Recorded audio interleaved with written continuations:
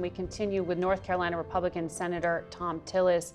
Senator, before the break, you were telling us that you had finally seen some movement from the 82nd Airborne. I know President Biden had approved 1,000 U.S. Army personnel to support the National Guard.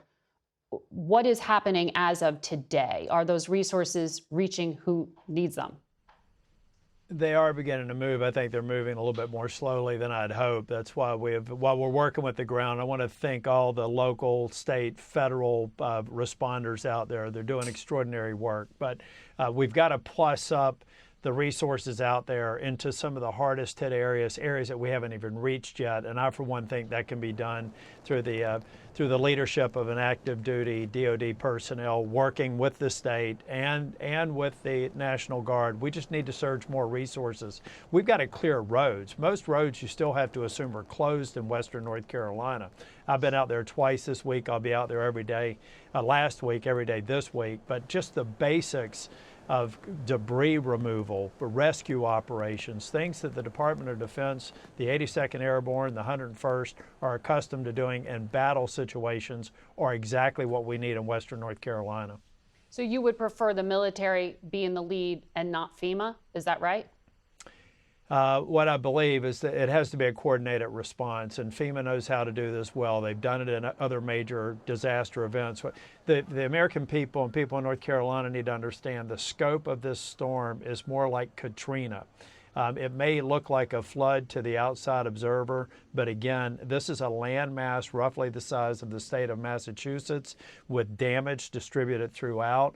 We have to get the maximum resources on the ground immediately to finish rescue operations and then sadly be there for recovery and rebuilding. I noticed that a state senator in North Carolina named Kevin Corbin had been posting on Facebook asking people to stop conspiracy theory junk, as he called it, including claims the government's controlling the weather or stealing donation money.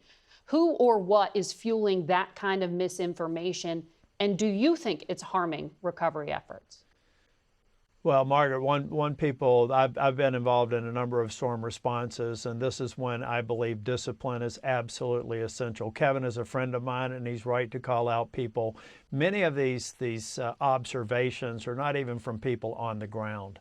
I believe that we have to stay focused on rescue operations, recovery operations, clearing operations, and we don't need any of these distractions on the ground. It's at the expense of hardworking first responders and people that are just trying to recover their lives. So I think they should listen to Kevin's advice and do the same. Look, if there are any challenges, call my office.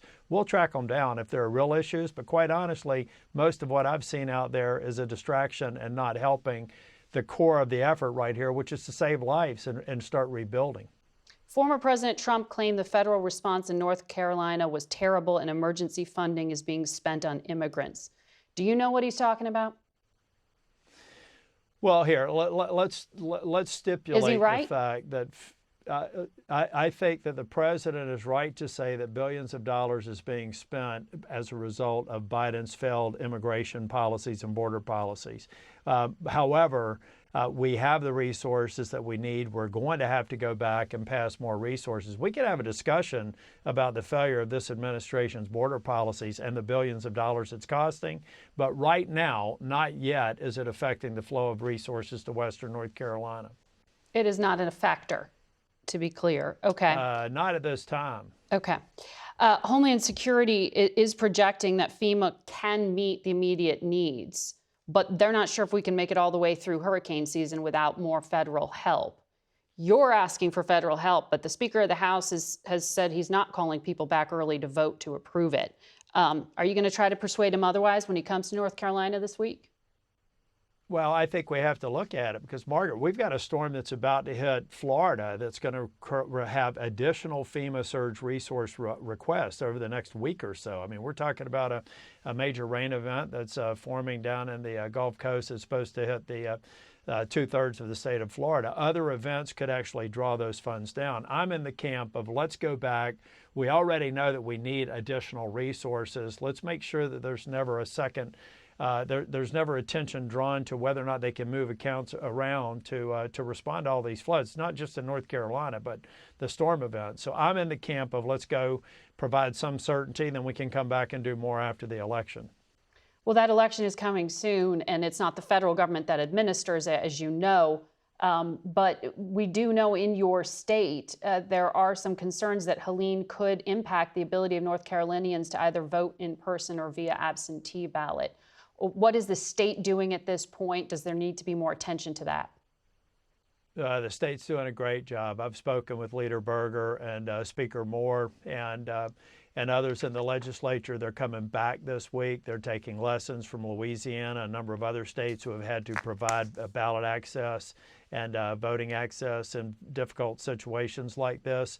They'll be passing legislative matters this week to address it. I think that North Carolina will be prepared to make sure that everybody who wants to vote will have access to the ballot and vote before Election Day or on Election Day. All right, Senator, a developing story we'll continue to track.